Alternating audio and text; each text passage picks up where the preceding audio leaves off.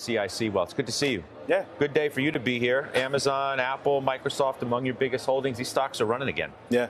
And mega cap tech is the default trade once again. But I think specifically to the point you just made about Microsoft all-time high, Microsoft is becoming the new default safe haven trade. It used to be Apple, right? All last year, anytime the markets got rocky, everybody dumped into Apple. But with Apple revenue down, negative 1%, I think, last quarter, Microsoft up 13%. The new default trade is obviously becoming Microsoft. Is this justified? Do you think the fact that this is where the money keeps going? These stocks keep getting pushed higher. In some cases, the valuations are moving back higher.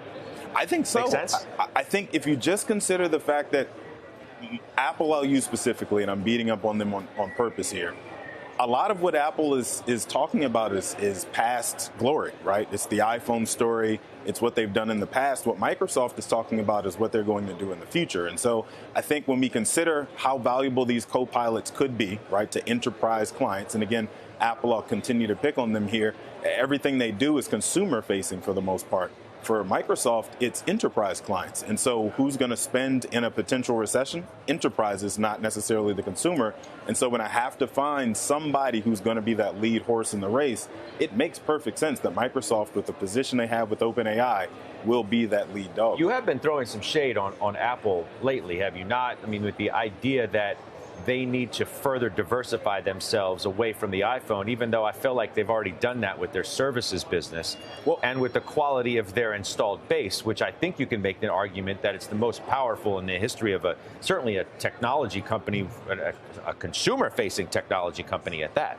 Let me say first, I do appreciate Apple and its brand. It's got a very, very valuable brand. There's a ton of trust out there, especially with Gen Z and millennials. So they can break into a lot of different industries that most people can't.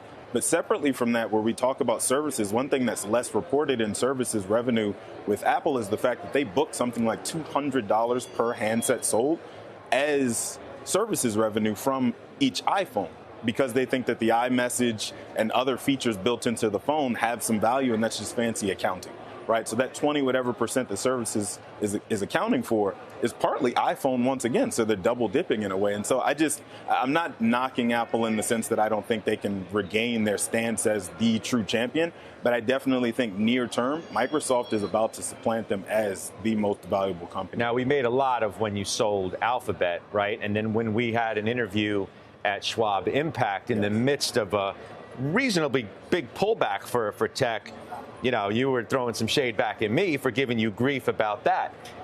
The moral of this story is that it's really hard to trade in and out of these names as they continue to prove. Do you regret getting out of Alphabet? I don't. I think long term, there's no way Alphabet can participate in this AI wave that we're talking about, where Microsoft is going into enterprise with these co-pilots. Google's number one product, or Alphabet's number one product, is Google, and it's search, and that's 90+% of what they do. You have to cannibalize that business in order to lean into AI the way that Microsoft has leaned into AI, and I just don't see how that's possible. Give me your view before I let you go, just where we are and overall on the market. Yes, it's being led by mega cap, but I mean, they're 44.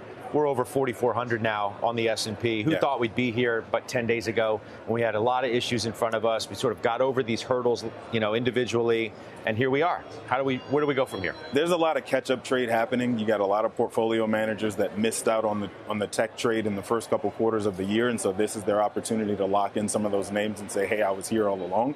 But I think within the next 2 weeks, our knees start to buckle, because Jerome Powell has made it very clear that he intends to stay focused on CPI, stay focused on getting back to that 2% number.